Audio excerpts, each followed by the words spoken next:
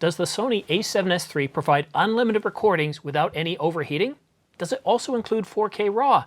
Is this the biggest camera release this year? Let's get into it.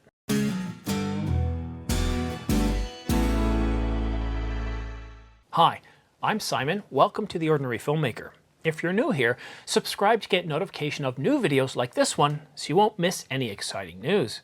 And all the links to everything I talk about in this video, including gear discussed, are placed in the description down below. Now I know this is about the a7S III, but just a quick note that I'm giving away this Canon 50mm f1.8 lens. Contest ends July 31st. Subscribe to my channel for your chance to win. That's it. You can find contest details in the description down below, or you can watch this video here. And I know if you've got a Sony, then you can always go ahead and just sell it if you win it. Sony Rumor states that they believe the a7S III will be announced on July 28th or 29th. Not exactly a confident prediction, but if true, I'd expect the virtual invitation from Sony before the end of the week. Sony tends to put out their invitations within 2 weeks to 10 days of an announcement, and the dates would be an opportunity to grab a headline from Canon as they plan to ship their EOS R5. While I talked to most of these capabilities last week, a few new ones have popped up that address some Canon EOS R5 limitations, so let's take another look. Now the a7S III is rumored to have a 12 megapixel full-frame CMOS sensor. What? 12 megapixels you say? Did we just jump back 10 years in time? Now hold on, before you get too excited and start writing a nasty comment, stop, don't write anything. This is a 12 megapixel full-frame CMOS sensor with a stacked sensor design, or stacked architecture. You might recall that this is the same sensor found in the A9. Now this is Sony's flagship camera. That camera provides the ability to effortlessly track your subject in the viewfinder as the electronic shutter silently clicks away, a feat no other camera can perform. This is a capability of the stacked sensor technology. A stacked sensor provides a lot of desired capabilities to the a7S III. It allows the camera to read up to 20 times faster than conventional sensors. The stacked sensor in the a7S III is capable of calculating focus, exposure, and perform object tracking much faster. This results in very accurate autofocus, all made possible by fast data rates. Sounds great, doesn't it? These capabilities are the capabilities we want to see in the a7S III, and they rival the same fast data transfers we see in the R5. These are the capabilities that will make the a7S III a strong contender to the A5, to the R5 and R6. Now let's get back to that 12 megapixel sensor. Is that enough for a camera in 2020? Is that enough for a video-centric camera in 2020 is the better question. For video, it effectively gives us a 1-to-1 pixel readout for 4K. Now that's very useful in keeping the processor overload down and reducing heat buildup. It's very good for video. For photography, well, not so much, but the biggest problem I have with the rumor is how unreliable Sony rumors have been over the past year. Sensor rumors are constantly contradicting each other. The a7S III was rumored to have a 15 megapixel quad Bayer sensor, then it was a 38 megapixel sensor, and now it's a 12 megapixel sensor. So let's be cautious and just sort of keep things in check until we actually get confirmation, which shouldn't be too far away. There are obvious benefits to video. The camera is a purpose-built camera around video. But let's take a quick look at how useful 12 megapixels is for photos. This slide shows how capable a 12 megapixel sensor is at producing good quality prints. At 12 megapixels, we can print 4x6, 8x10, and even 11x14.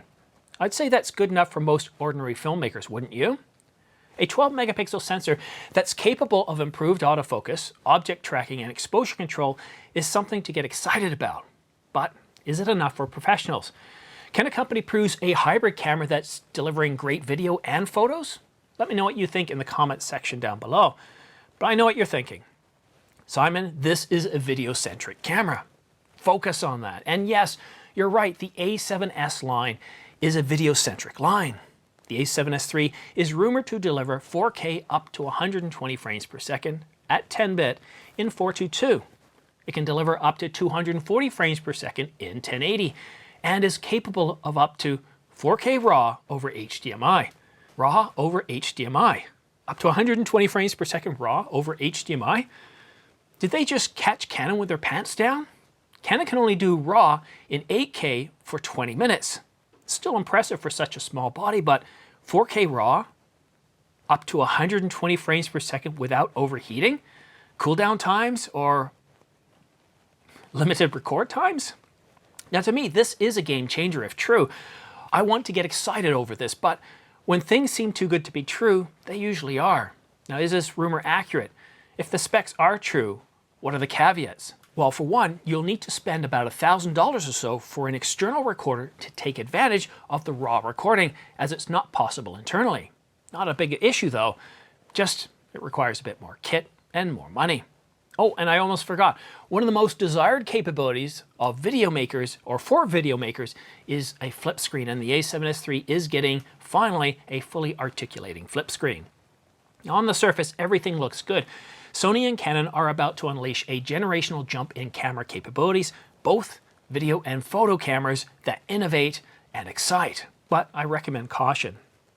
I found that Sony rumors, or rumors about Sony cameras, photo cameras, aren't very accurate at all. I'd say that they might be 70% correct 80% of the time. And this is nothing against Sony rumors or Sony Alpha rumors or any other site reporting on Sony rumors. It's a testament to how well Sony has kept their camera secret, leaving many of us to kind of guess based on little leaks that come out. Now, the Canon R5 has shown us that the impossible is possible. I suspect that the a7S III will do the same, but taking a slightly different route. I want to know more. I want to know more about the dynamic range. I want to know about low light, the ability to shoot for hours, what video codecs are possible, what IBIS is like, performance, and other features. Now, Kenji Tanaka stated last week that, or 2 weeks ago, that the a7S III is a complete redesign of the whole system, including the image sensor. Everything is new. And this is very bold. He goes on to say that we hope it will meet and exceed the expectation and requests of our customer. I'm very confident that our new model will meet their demands. Very bold indeed. But the really big news in light of the R5 announcement is that the a7S III won't suffer from overheating and it won't have any record limits. Wow. Why does everybody insist on having record limits? Canon, if you're listening, remove the record limits from the R5 and R6. No one wants them except for maybe, I don't know, this guy? Yeah, I believe you have my stapler. I get the overheating stuff. 8K does require an awful lot of processing.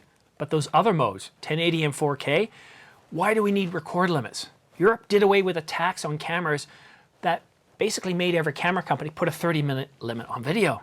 Is this just another way to protect the cinema line of cameras? Perhaps. If you still have any questions about which R5 video modes suffer from overheating and the record limits, I have some answers for you shortly. Canon just issued a news release explaining the impact of recording limits and overheating for all 8K and 4K video modes. Or you can watch this video from yesterday. The chapter on overheating addresses which modes suffer from overheating and effective limits. I will do a separate video coming up later today that will dive deeper into each 4K and 8K resolution and frame rate, explaining the impacts and how this could affect your workflow. Expect that video in about 5 hours. Now back to the a7S III. It should be announced on July 28th or 29th and is expected to be available for sale in mid-August. I hope Sony's announcement is a little more exciting, a little more Apple-like, a little more dramatic. I want to be wowed. What a great year for cameras. But that's it for now.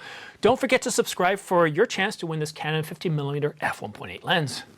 Thanks so much for watching The Ordinary Filmmaker. We'll see you again soon.